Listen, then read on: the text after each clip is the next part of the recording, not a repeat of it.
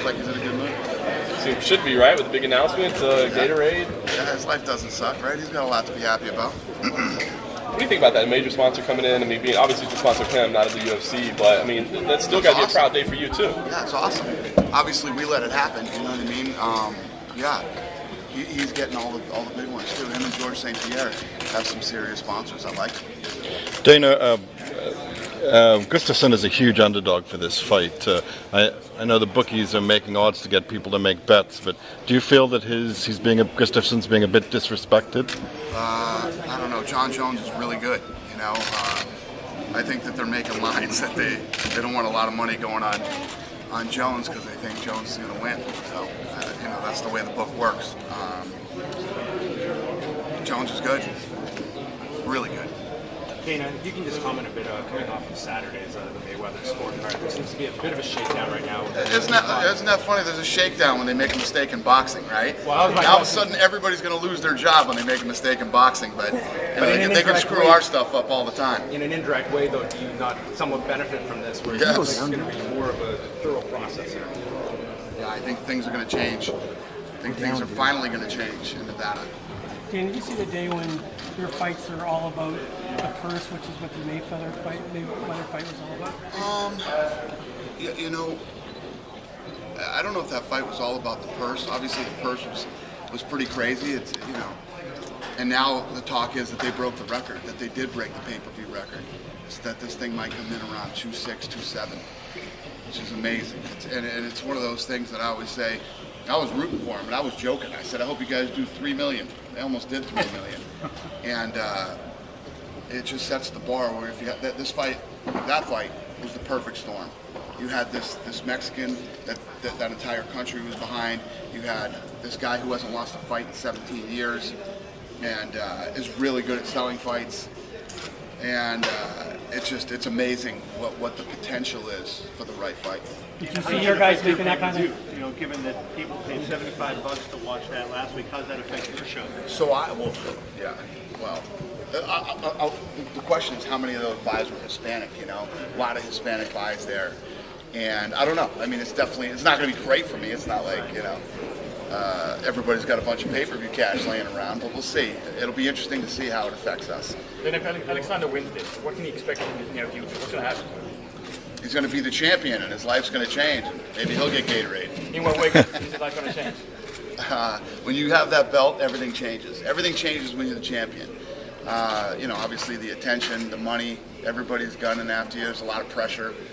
You know, the John Jones, hate to take your Alexander question and flip it to John Jones, but John Jones has really turned around and changed his life in the last year. He's a young guy, got that belt. You saw what happens when fame and money and all that stuff starts to come together. And I'm really happy with the way he's turned around.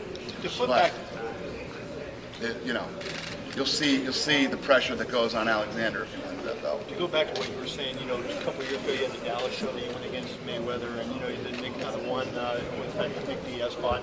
So, or Nick Diaz knew spot. the minute that fight was called, I was like, we tried to figure out where we wanted to fall. Yeah. Did we want to land before that fight? Did we want to land after that fight? Because if you going up against a big fight like that, if you go before, they take up all the cross-channel marketing. They're going to get all the cross-channel marketing. So we felt it was better to land behind them instead of in front of them.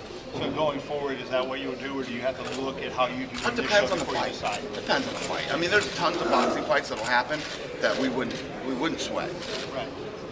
The minute that one got announced, we knew that was a sweater. Because you know he's fighting Cinco de Mayo again, he said. So, Yeah. you know, so when you go there, does your plan like... But you see one of the fights that we saw last weekend. I mean, honestly, if you could be a part of one of those fights in your lifetime, you know what I mean? It was that big, it was that crazy, and everybody involved in that fight did an amazing job. Even my boys at Showtime did a great job. Dana, TJ Grant, as you know, has missed out on a couple of big fights because of injuries. If he's healthy again, will he still get for... He's going through the same thing that Anthony Pettis went through. Anthony Pettis went through the same thing. It's one of those unfortunate things that can happen in a contact sport. We're not going anywhere. You know, kids just got to take his time, heal up, relax, and you know, we'll see what happens. Carlos Condit went through this. Chuck Liddell went through this at one point. You know, this happens. Is it going to be a matter of timing and? No, I'm saying things that happen to you, things that unfortunate mishaps that when you have the big, look at Dominic Cruz. I mean, when you have the biggest fight of your life coming up and all these things start going wrong for you, it happens, you know? So, with the way you're phrasing that, it kind of seems like you're leaning away from him getting the title shot when he comes back. I'm not saying anything. I'm saying these things happen. And you know, I'm sure he's really upset about it and it's driving him crazy, but, you know, Dominic Cruz did that season of The Ultimate Fighter against Uriah Faber and was supposed to fight on the Anderson Silva Chael Sonnen 2 and get a piece of pay-per-view. That kid lost his lottery ticket. You know, these things happen. Bad things happen like this. You know, it's part of the sport. There's nothing you can do about Doesn't it. the NFL have such an issue with concussions? Though, you know, you rarely hear UFC fighters being out for extended periods of time, and yet you're getting kicked and punched in the head. Why is it different? Well, the difference is that we're regulated by the government. When a guy gets knocked out or has anything like that, you're out for 3 months. 3 months with no contact, and before you can come back, you have to see a doctor again. In the NFL, they couldn't lose Peyton Manning for 3 months. You know, it'd be the end of their season, or Tom Brady, or another key player. It's just different. This sport's different. We're regulated by the government. And people keep asking me, so I can squash this before somebody else asks me, people keep asking me about the lawsuit that the NFL had. The NFL was holding back evidence of what concussions do to people from the players. We're regulated by the government with doctors that are put in by the government to test these guys and check them out and make sure everybody's healthy. And just your concern about the guys. I know you have great concern for them and their well-being. What about in the gym? You know, because guys sometimes that's where they say the most damage is done. No, it's true. And here's the thing: it's like PEDs and many other other types of drugs. We can't babysit everybody. We can't police grown men. We can't, you know, we can lay down the rules. And if you were on a 3-month suspension because you were hit in the head or whatever your deal is in a fight, and you go back into the gym and start sparring again, first of all, you're a moron. Let's start with that. Number two, the people who handle you probably don't care about you. And you know, there's a lot of things that stack up to what would make a guy go in there and do that. It's just absurd, but we can't police that. TJ Grant was saying last week to me that honesty is the most important thing in these situations from the fighter. Because if they're not honest themselves, then they can't get back to where they need to be. I agree. And going in and pushing yourself and saying, you know what, I don't want to miss this opportunity, so I'm gonna hurt myself to do it. It's ridiculous. We're not going anywhere. The belt's gonna be there no matter who has the belt. It will be there, and TJ Grant will figure the TJ Grant thing out when TJ Grant is healthy. What was the rationale between giving Thompson a shot over other people in the division? Like who? Everybody else has had a shot at the title. You know what I mean? Dos Anjos is on a winning streak. I'm just curious. Was it because of the trash talk between Pettis and Thompson, or was it just availability? Yeah, we just felt, Thompson was the right fight at the right Was time. he close to maybe getting another shot? Yeah, well, Melendez just fought too. Melendez just fought for the title. Yeah, it wasn't against.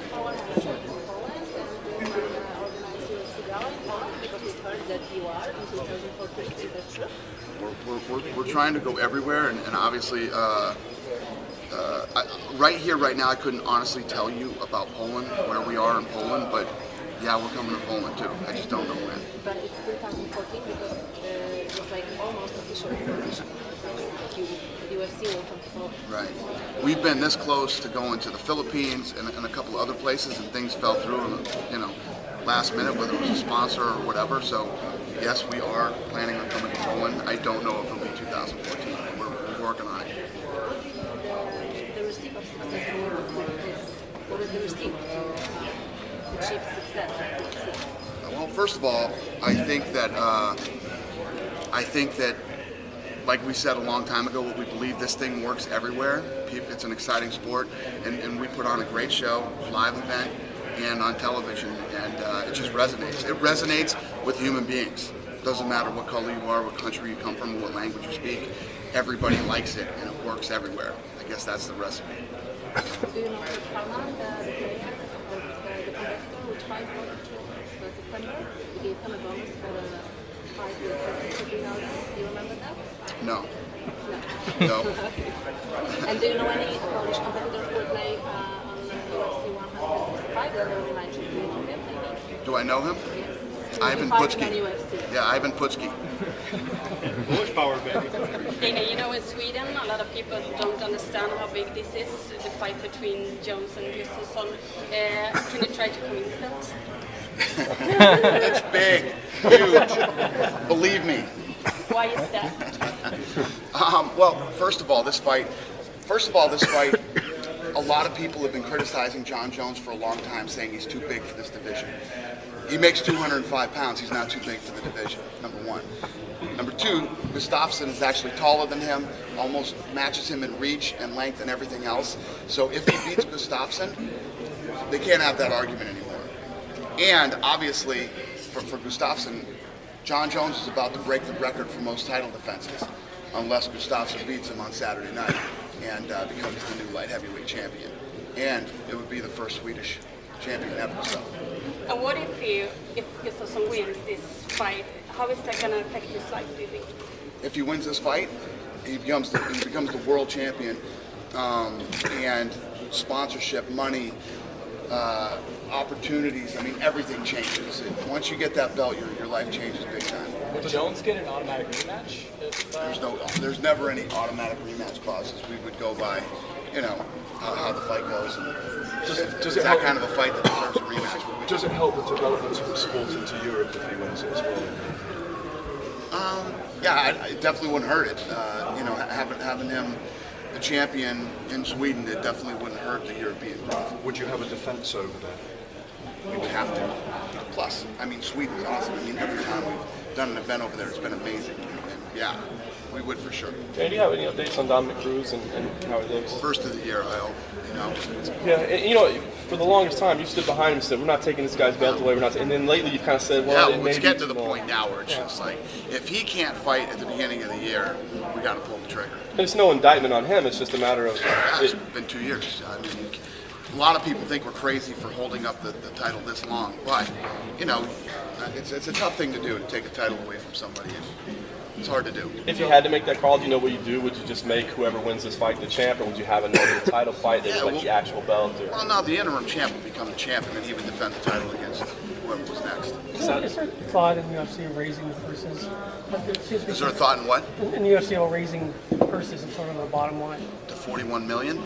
Well, just respect the fighters' purses, starting from the low end. And yeah, every time there's a new contract negotiation, we're raising a purse.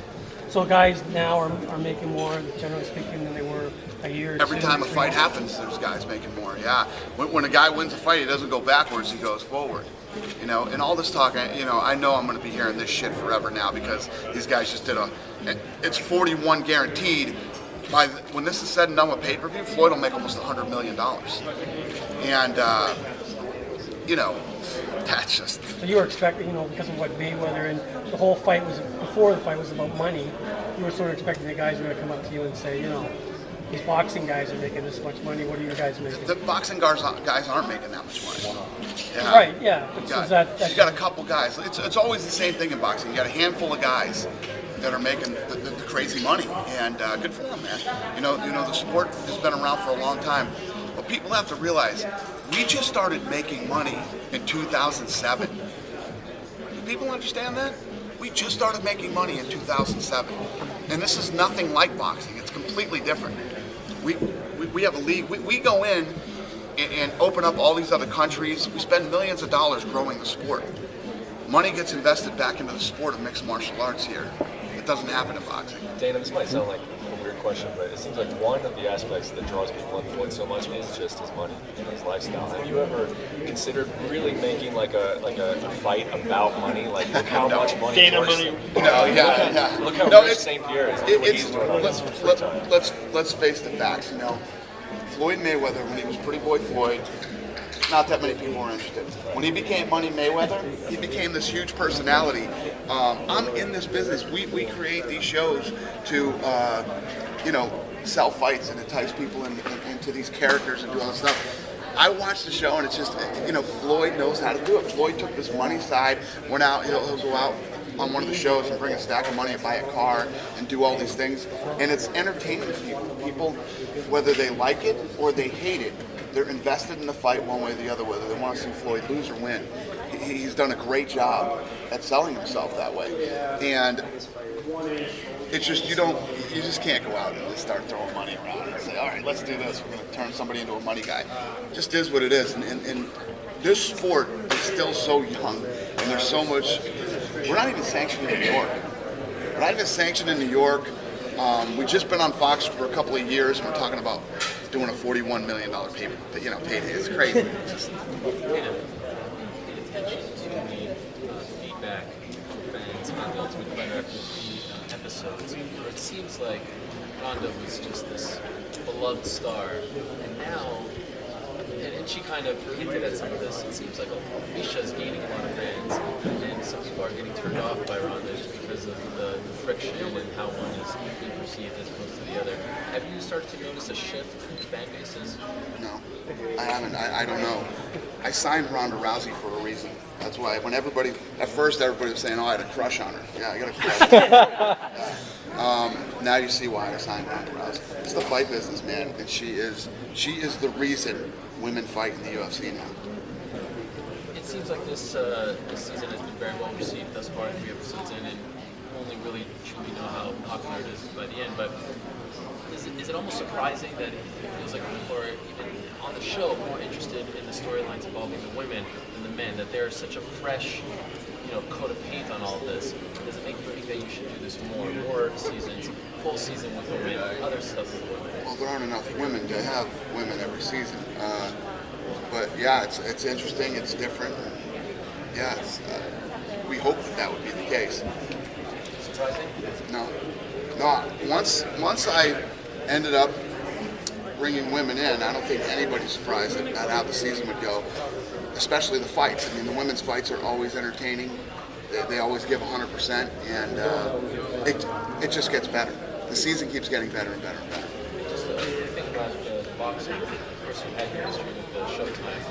Have you changed your stance on them? They've become the king of boxing now. I think there's no doubt about that. Change your views on how they are as promoters, as a network? Are you warming up to them a little bit? Yeah, I don't know if they've become the kings of boxing yet, but I can tell you this. They've done an amazing job of going after HBO, who has been around for 30 plus years, and done what they've done very well. They came in and they took a beating on that first fight, and then this one, I mean, they hit a home run. Every piece of the promotion, from what Floyd did, to what Golden Boy did, to what Showtime did, and what Canelo and his team did, it couldn't have been done any better. It was perfect. It was fun to watch. It was fun to be a part of, and it was fun to see how it all played out. And every one of them, everybody involved in that promotion that made a dime deserves it because they did a great job. I did. I bumped into all the executives. I bumped into all my boys, my buddies, and we exchanged pleasantries. And did you really? Yeah, we really did. They actually couldn't have been more hospitable and very cool about everything. So it was a fun weekend for me. And do you think there'll ever be a day that the UFC fight is capable of doing 2.7 million pay-per-views? I hope so. I mean, 13 years ago, people were asking me, do you ever think there'll be a day that the UFC could get back on pay-per-view? Do you ever think there'd be a day the UFC could get on free TV? Do you ever think there'd be a day where you'd be doing it in other countries? And here we are now. So yeah, I'd like to believe that yes, we will. Is it just the right people? Is it on the right day? Is that all it is? Like I said, we just started making money in 2007. This thing is still, hey, listen, I'm honored that we're always looked at like, why aren't you paying people $41 million? Why aren't you doing 2.7 million buys? That people feel like we should be at that level is, I guess, I'm honored. Yeah. Speaking of pay-per-views, Bellator is having their first pay-per-view. They're saying they're going to charge between $35 and $45. Main event, you know what it is, Tito versus Rampage. Right. Eddie Alvarez versus Michael Chandler. King Mo versus Newton. First off, do you think it's worth the money? Second off, will you be buying it? And third off, what do you think of that main event? Well, let me put it to you this way. I'll wrap all those questions up into one answer. People don't want to watch it for free on TV right now, and they're charging $35 for it. So, who knows? Anything's possible, but You don't look at this competition as far as the pay-per-view business goes? no. What do you think about them signing all the ex-UFC fighters? You said they weren't going to do that, and they signed guys like John Lester, 0-5 in UFC, Gia Congo, they're just signing his headline their card next week. Yeah. Well, when you know, and I'm not saying this to be, it's just a fact. You start getting desperate when you start losing a lot of money. You start getting desperate. You start throwing shit on the wall and see what's going to stick. You know, they're trying to do whatever they can to try to get some momentum or make some money. Some people said that Bjorn's not in charge right now. It's Viacom that's calling the shots. There's no doubt about that. Anybody who thinks it's different is crazy. Viacom, that's Viacom's company and they're running it. That's why I call it Viacom MMA, because that's what it really is. What do you think of him taking shots at Tito and then he's also at ESPN and everything, something like that? Taking shots. Bother you at all? I know. I mean, what are they going to talk about? The fight? If Rampage and Tito are on ESPN, what are they going to talk about? The fight? So you guys have lost 9 of your last 10 fight combined. What does this fight mean to you guys? We want to get paid? We want to make some money? We're hoping to sell some pay-per-views? I mean, what else would they say? I want to ask you one more thing. Michael Chandler is the lightweight champion. Bjorn's promoting as the #1 lightweight in the world. You have Anthony Pettis. I mean, obviously, you would say the same thing if he was your fighter too. But I mean, do you think he's a guy that could potentially step in the UFC and contend for a title at some point? Well, what's happened to other guys who come over from Bellator and fought in the UFC? You've seen Hector Lombard lost a couple fights. Level competition. Yeah. How about Ben Askren though? Because you can say that's a guy that you're interested in. Yeah. You think he can make some? You work for Bellator? No, I work for Bellator. Dan, just a quick question. You love Toronto. Did you come for the maple syrup or? No, I love Canada, man, and I love this city a lot. It's beautiful, nice places to stay, nice places to shop, great restaurants. I love it up here. One more final question. I see that you're like a... I love the media too. Media too. Except for that guy. I see you're good with the ladies and you're a charming guy. Oh, really? I'm having problems with dates right now. Do you have any tips to get in shape like you are? My mom says I'm fit. I love the media up here, man. To get in shape? Yeah, or just to get ladies dates. I'm having a problem with that. What do you work for Howard Stern? Well, it's just you gonna start yelling Baba Booey in a minute? Oh, no, it's just it's time to be raw. I'm just having trouble with the dates. If you have any advice, that'd be great. Shave your head. I'm kidding. I don't know, man. What do you think? I'm some ladies' man or something? Ronda Rousey, all those girls. Oh, she's my girlfriend. No. Fight's here. You're always like you have that charm. You're very like confident on camera. So something maybe you can advise me if I have to try to date. I don't know. This is the first time I've ever been stumped at a press conference. You got me at this one. I don't know what to tell you, man. Good luck. Just lose weight, right? Get the People look Mike like Dolce. Get in the check. Get on UFC fit. That'll do it. Yeah. Thank you very much. Thank you. Dana. Daniel, to go back Longtime WWE announcer Jim Ross, he left the WWE. He's kind of made it public now. He would like to transition over to mixed martial arts. Having that pro wrestling background, is that something you want to shy away from? Would you be open to it, whether it be in front of the camera or behind the scenes? He's been in the office before and talked to us and stuff. He's a great guy. A lot of the guys from the WWE are really supportive and are fans of the UFC. I don't know. I never even thought about it. I saw it on Twitter and stuff, but I never even thought about it yet. Dana. You said that this is a really young sport, but even though it's very popular here in North America, why is that? Why? Yeah. Because it's exciting and it's awesome and it's fun to watch and it's, I don't know. What do you say about the future then? The future of the sport? I think it's going to be big. I think we're going to, right now we're in 175 countries, 23 languages, and over 1 billion homes on television worldwide. And I think it's just going to keep getting bigger. Is that good? Yep. Dana. Can you clarify the Cruz situation? Are you going to put anything in place about these interim titles, or are you going to go by feel in each case? Yeah, I think I think we do need to set a standard on what happens if somebody, you know. And I was thinking about this, and this becomes an issue. You know, if you say, hey, if you don't defend the title in a year, we strip you, then you might get a guy go in the cage unhealthy because he doesn't want to get stripped of the title. I mean, there's always That's a good point. You know, both sides of it. So That's a good point. How do you? Well, But if he's guaranteed to come to fight when he comes right. back, then But it would be tough too for him to get in unhealthy. You know, they get checked by doctors, and you really have to. Although Tim Gorman snuck in with an injury, you know, things can happen. Do you have any idea what that standard might entail? I mean, have you started to kick it around at all? No.